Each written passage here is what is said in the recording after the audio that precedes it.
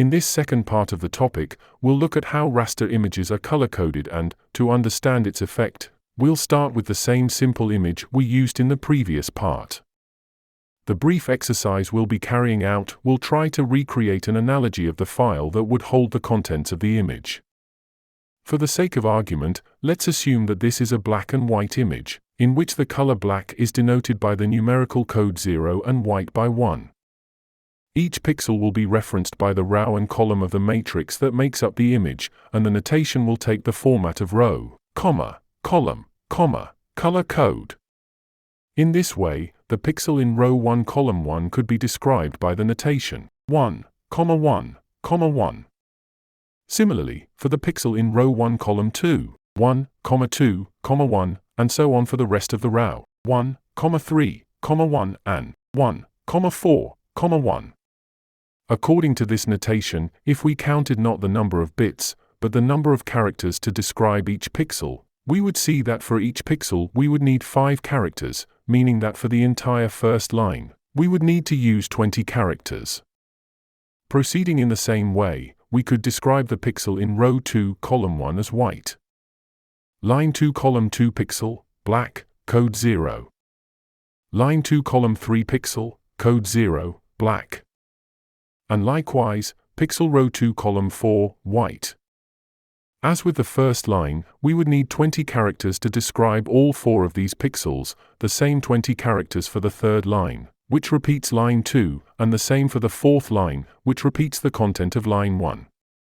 In other words, to describe this image made up of 16 pixels, in black and white color mode, using the notation, line, comma, column, comma, color code, we would need 80 characters in total. I think you'll also be familiar with the shades of gray mode. In this case, the color or shade of the pixels varies between white, 0, and the maximum intensity of black, 100%. The description, according to the notation we used in the previous case, would be much the same, except for the 4 pixels that now occupy the center, in the positions row 2 column 2, row 2 column 3. Row 3 column 2 and row 3 column 3, which correspond to the notations that are displayed now. Counting, as we did in the previous case, the number of characters needed to describe the entire image, we can see that the same image, described in grayscale mode, would require more characters than when describing it in black and white mode. But you know that raster images are especially used to represent colors. One of the ways of representing color in raster images is the so-called RGB method. This method uses 3 channels, with 3 different colors, which combine to produce all the colors. These are the R, red channel, the G, green channel, and the B, blue channel. In this type of image, each of the channels varies between the minimum intensity, 0, and the maximum intensity, 255. This range allows for a scale of 256 different shades for each of the channels, which means that this color coding mode can produce a total of 256 by 256 by 256 colors. In other words, a total of 16,777,216 different colors. In this way, the color red will be perceived by the maximum intensity of the red channel and the 0 intensity of each of the other 2 channels. That is, 255,0,0.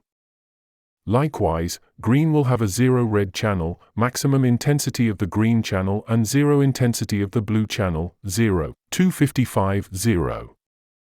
Similarly, the color blue is described by 0, 0, 255. In this color mode, black is described by the minimum intensity of all channels, 0, 0, 0. In contrast, white is obtained by maximizing the intensity of all the channels, 255, 255, 255. By keeping the intensities of each of the channels the same, you get gray colors, but the gray you get with intensity, 50, 50, 50, will be darker than the gray you get with intensity, 100, 100, 100, which in turn will be more intense than the gray you get with 200, 200, 200. Describing the same image pixel by pixel, we should now write that the pixel in row 1 column 1, being white, has color codes 255, 255, 255. The same will happen with the pixels in row 1 column 2, row 1 column 3 and row 1 column 4, meaning that in this case, we'll need 60 characters to describe the first row. To describe the pixel of row 2 column 2, we must have the color codes 0, 0, 0. The same goes for the pixel in row 2 column 3, and for the pixels in row 3 column 2 and row 3 column 3. In other words, to describe the second and third lines now, we'll need 48 characters each.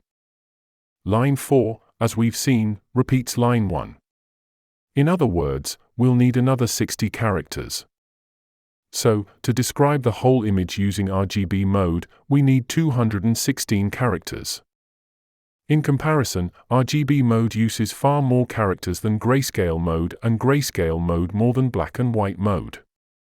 Another way of color-coding raster images is the so-called CMYK method, which is used by printers. Again, each initial corresponds to a color channel: cyan, magenta, yellow and black. Each of them varies between 0 and 100% minimum and maximum intensities, and unlike the RGB method, where colors are created by adding intensity to the color of each of the channels, in this case, colors are created by subtracting intensity from each of them. According to this logic, the maximum intensity of the CMY channels, that is, 100, 100, 100, should correspond to the color black, but since in practice you can't get pure inks for printers, what you actually get is dark brown, hence the need to use a fourth channel, black. Adopting this color coding method for the image already analyzed, its content could now be described as follows. Row 1 column 1, white, or 1, 1, 0, 0, 0, 0. Likewise, for the remaining pixels in the same row. For row 2 we will again have row 2 column 1 pixel, 0, 0, 0, 0.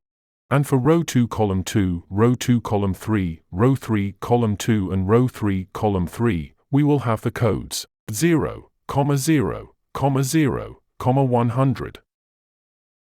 In other words, the entire file now requires 181 characters, far more than the 80 of the initial black and white image, far more than the 88 of the grayscale image, and almost as many as the characters needed to describe the image in RGB mode. In reality, if the image contained pixels of another color instead of white pixels, the number of characters we would need to use with the CMYK method would be the same or higher than with the RGB method. In short, how the colors of raster images are coded influences the volume of the respective files and consequently, the disk space that will be needed to store them and the processing time to load and analyze them in the GIS. About the color coding mode in ArcGIS Pro and the export map command we used earlier, we only have 8-bit grayscale or 24-bit true color modes. Grayscale mode produces images in shades of gray. True color mode uses 8 bits to represent each of the RGB colors, thus generating 2 raised to 8, that is, 256 color levels or shades for each of the RGB channels, which corresponds to the 16,777,216 colors we mentioned earlier. That's all for now. See you soon.